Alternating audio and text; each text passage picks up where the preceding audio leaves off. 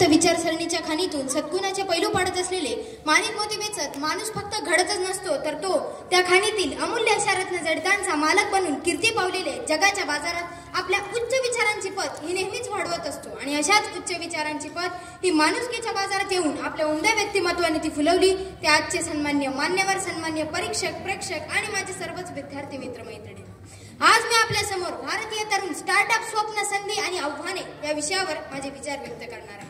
महाराज, आधी लग्न कोंढाण्याचं, मग माझ्या रायबाचं.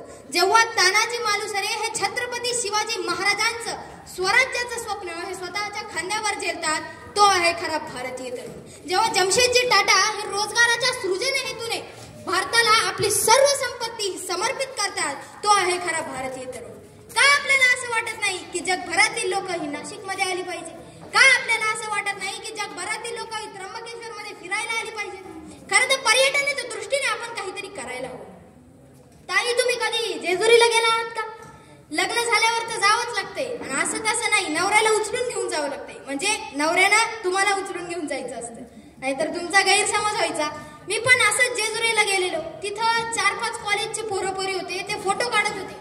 त्यांना म्हटलं, काय रे, काय करताय? नुसते फोटो काढता, स्टेटसला ठेवतो.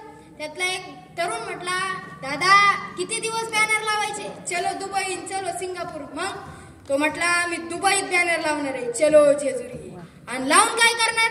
तो म्हटला, दुबईतली लोक जेजुरीत आणतो का नाही बघा. आणि आणून काय करतो म्हटलं, गडाव खालून वर पायी पायी चढत, आणि एकदा का ते घामाघूम झाले की मग त्यांना लेक्चर देणार किती कॅलरीज बर्न झाले. आणि नंतर रात्री बघा 2-2 हजार रुपये तिकीट काढून जागरण गोंधळ ऐकायला होतो का नाही बघा.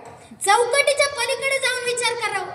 आज भारत ही जगातील सर्वात मोठी बाजारपेठ आहे. ती कशी युटिलाइज करायची यासाठी नवनवीन संधी, स्वप्ने, व्यापार, मार्केटिंग याची नवनवीन आदर्श हे आपल्याला पुढच्या पिढीसोबत आणि पिढीच्या वर आपल्याला ठेवता येतील का, यासाठी आपण प्रयत्न करायला हवा. खरं तर मला आज बच्चन साहेबांचा पण हेवा वाटतो.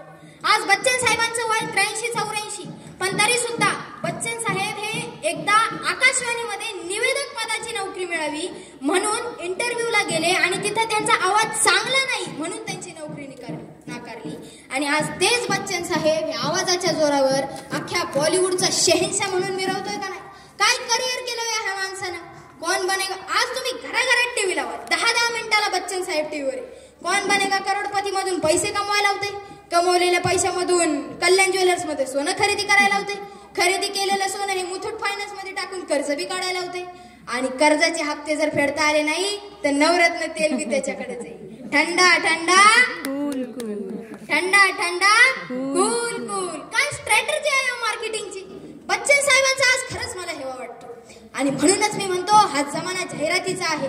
हा जमाना जाहिरातीचा आहे, त्यामुळे तुमचं नाणं हे खणखणीत असलं पाहिजे, तेव्हाच ते वाचतही आणि गाजतही.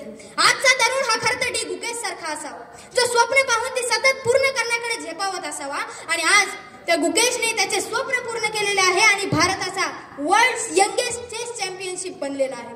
खरं तर हा भारतीय तरुण तो संजीवनी पर्वत आणण्यामध्ये स्वतःचे सामर्थ्य मानणारा असावा. आम्हा भारतीय तरुणांना खरं तर स्वातंत्र्याच्या लढाईमध्ये आमचे योगदान द्यायला मिळालेले नाही, परंतु आज मात्र ही संधी आहे की स्वतःची शक्ती ओळखून पंतप्रधान यांच्या कुशल नेतृत्वामध्ये स्वतःला समर्पित करण्याची. भारतीय तरुणांची प्रेरणा स्त्रोत स्वामी विवेकानंद असे म्हणतात की मला जर 100 ऊर्जावान युवक मिळाले तर मी या देशाची दशा व दिशा दोन्ही बदलून ठेवेन. आणि अशात तर आपण 60 करोड तरुण आहोत. आपल्यासाठी काय अवघड? फक्त आवश्यकता आहे की अशा या व्यासपीठाची, अशा या मंचाची. ज्या तरुणांना अध्यात्मामध्ये रस आहे त्यांनी धर्माचा प्रचार करावा. तंत्रज्ञान जाणणारा युवक हा अब्दुल कलाम झाला पाहिजे. याशिवाय संधी अशा उपलब्ध झाल्या पाहिजे की IIT, NIT मधून शिक्षण घेणारा मुलगा हा केवळ नासासाठी नाही, आणि हा तरुण किंवा हा युवक नासासाठी नव्हे तर केवळ इस्रोसाठी आणि इस्रोसाठीच काम करणारा असावा. याशिवाय साहित्य असं रचलं पाहिजे की साहित्याचा नोबेल पुरस्कार हा भारतालाच भेटला पाहिजे. जर हिमा दास ही धावण्यामध्ये जिंकून नारी शक्तीचे सशक्त असे उदाहरण देत असेल आणि सुवर्णपदक जिंकत असेल तर ते भारतासाठी असावं. एखादा भारतीय तरुण हा क्रिकेट, कबड्डी, फुटबॉल, हॉकी खेळत असेल तर तो खेळावा, परंतु भारतासाठी खेळावा. एखादा गावातील तरुण पुढे आला तर तो देशाच्या हितासाठी नीरज चोप्रा सारखा भाला फेकणारा असावा. आपण शिष्टाचार अशा प्रकारे अंगीकारला पाहिजे. आज जपानच्या आधी आपल्या भारताचं नाव आलं पाहिजे. पाहिजे. खरं तर आज ही आपल्याला सर्वांना आणि तरुणांना संधी आहे की काहीतरी स्वप्न हे आपण सत्यात उतरवून दाखवण्याची. खरं तर जो तरुण धावतोय तो धावला पाहिजे, जो चालतोय तो चालला पाहिजे, जो घसरतोय तो पुढे सरकला पाहिजे, परंतु त्याच्या मनामध्ये आपल्या देशाबद्दलची समर्पणाची आणि त्यागाची भावना ही असायलाच हवी.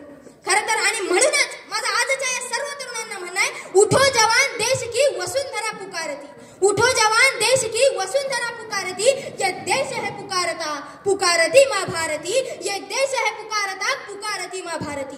परंतु तरी सुद्धा आजच्या या तरुणांपुढे आव्हानही भरपूरच. एकात्मतेचे आव्हान, अस्तित्वाचे आव्हान, बेकारीचे आव्हान, गरिबीचे आव्हान, नवनिर्मितीचे आव्हान, नोकरी करत असाल तर ती टिकवण्याचे आव्हान, व्यवसाय करत असाल तर ते वाढवण्याचे आव्हान, आणि यापेक्षा सर्वात मोठे आणि महत्त्वाचे आव्हान म्हणजे या देशाच्या कारभारासाठी सर्वात चांगले सरकार निवडून देण्याचे आव्हान.